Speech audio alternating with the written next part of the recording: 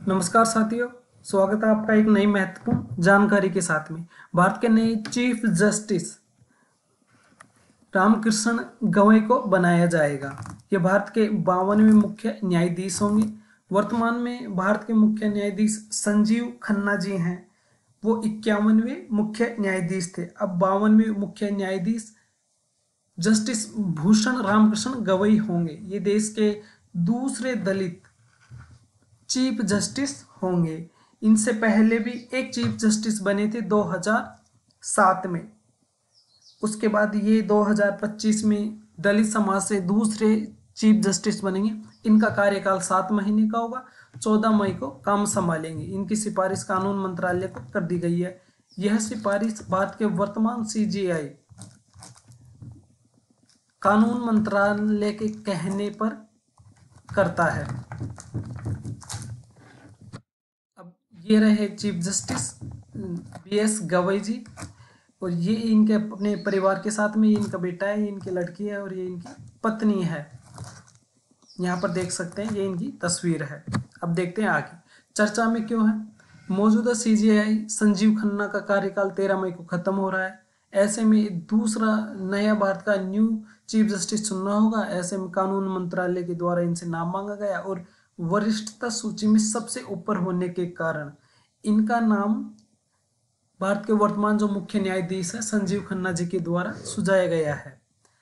अब देखते हैं आगे। परंपरा है कि मौजूदा सीजीआई अपने उत्तराधिकारी के नाम की सिफारिश करता है और वो वरिष्ठ होना चाहिए सबसे, उनके जस्ट बाद वाला।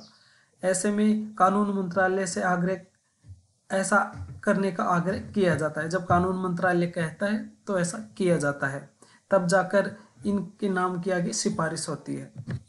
अब देखते हैं आगे। दूसरे दलित सीजीआई होंगे ऐसी कैटेगरी से अब तक के दूसरे सीजीआई। अब देखते हैं थोड़ा सा इसके बारे में। जस्टिस गवई देश के दूसरे दलित सीजीआई होंगे। उनसे पहले जस्टिस केजी बालकृष्णन बने थे। जस्टिस केजी बालकृष्णन साल 2007 में सुप्रीम कोर्ट के चीफ जस्टिस।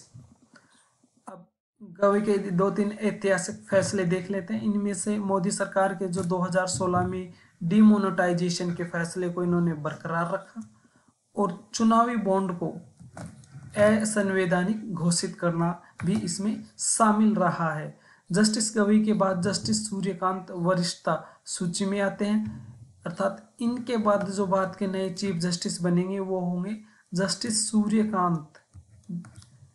53वें 7 महीने के कार्यकाल ये जैसे पूरा कर लेंगे उसके बाद इनका नाम सुझाया जाएगा और वो नाम जो सीजीआई रहेंगे बीएस गवई, उनके द्वारा यह नाम कानून मंत्रालय को दिया जाएगा। उसके बाद ये 53वें चीफ जस्टिस बनेंगे।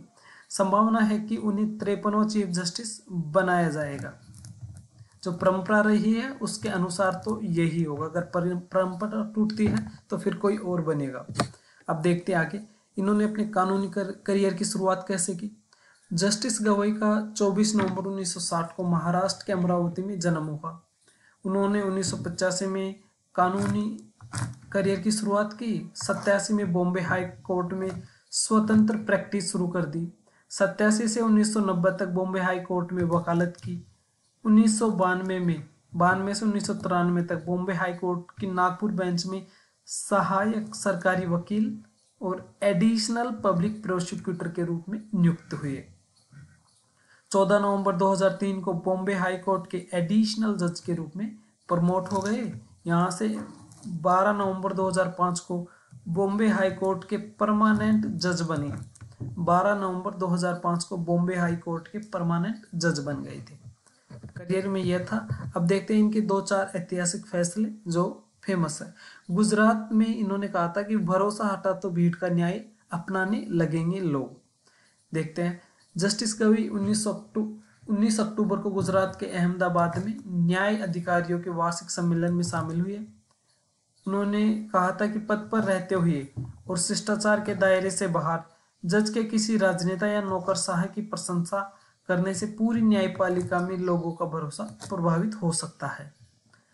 चुनाव लड़ने के लिए किसी जज का इस्तीफा देना निष्पक्षता को लेकर लोगों की धारणा को प्रभावित कर सकता है।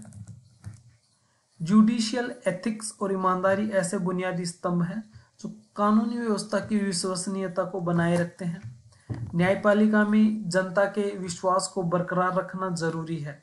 अगर विश्वास कम हुआ तो जुडिशियल सिस्टम के बाहर न्याय तलाश करेंगे लोग। ये महत्वपूर्ण है।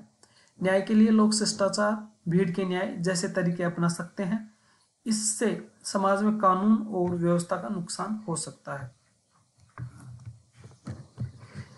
इस वीडियो में हमने जस्टिस BS गवई के बारे में देखा। भारत के नए चीफ जस्टिस जो बनने वाले हैं, 14 मई को ये अपना कार्यभार संभालेंगे और 13 मई को वर्तमान CJI संजीव खन्ना अपने पद से रिटायर होंगे। नेक्स्ट जो CJI होंगे 53वें सूर्यकांत जी होंगे, जो वरिष्ठता सूची में सबसे ऊपर है। साथियों, इस वीडियो में इतना ही इन्फॉर्मेशन था। अब मिलते हैं अगले वीडियो में, जिसमें कुछ नया और अगली महत्वपूर्ण जानकारी लाएंगे जो आपकी परीक्षा की दृष्टि से महत्वपूर्ण होगी। तब तक के लिए जय हिंद, जय भारत साथियों।